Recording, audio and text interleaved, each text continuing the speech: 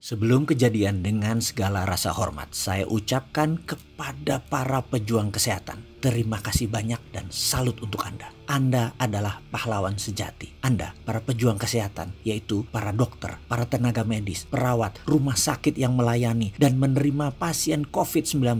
Saya ucapkan sekali lagi, salut dan terima kasih. Kalian pahlawan sebenarnya. Kalian pejuang sejati. Kalian contoh gerakan humanisme yang sebenarnya. Mengapa saya katakan sebelum kejadian? Karena kalau melihat apa yang terjadi dalam keputusan pemerintah saat ini, maka kalianlah yang akan menjadi tumbal kesehatan. Kalianlah yang akan menjadi garda terdepan melawan COVID-19 yang bukan pandemi biasa ini. Bagaimana dengan lockdown?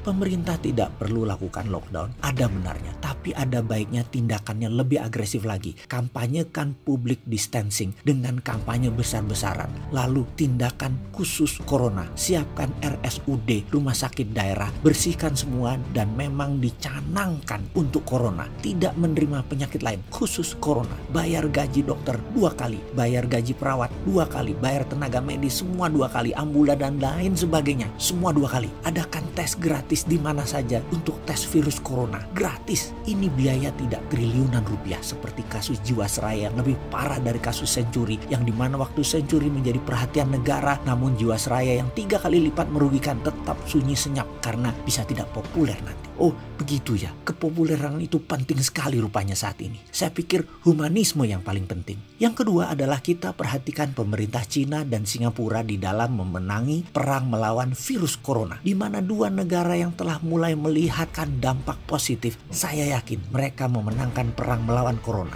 2 negara ini dari status oranye sekarang statusnya menjadi kuning, yang dalam 3 bulan ke depan bisa jadi hijau. Terbalik jika dilihat dengan kacamata saat ini di negara kita tercinta ini, statusnya ragu-ragu untuk menyatakan orange, bahkan masih menganggap kuning. Apa yang dilakukan masyarakat Cina dan Singapura sih sebenarnya? Mereka beli masker dan sanitizer banyak, tapi bukan untuk menyetok diri sendiri, namun dibagikan gratis untuk masyarakat lainnya. Mereka menyetok makanan dan bahan lainnya, tapi mereka juga bantu tenaga medis dan keluarganya. Untuk itu kami secara kecil-kecilan membagikan gratis 5.000 hand sanitizer ke tempat publik. Saya bukan penyetok, saya juga memilih berbagi. Padahal kalau berpikir untuk peluang buat uang, inilah masanya. Namun atas nama kemanusiaan, jangan ambil untung dari penderitaan rakyat. Berbagilah, itu jauh lebih baik. Sahabat, bagaimana kalau kita melakukan gerakan yang sama? Mulailah berbagi, bukan menyetok untuk diri sendiri, bukan egois menumpuk untuk keselamatan diri sendiri. Mari kita bantu tenaga medis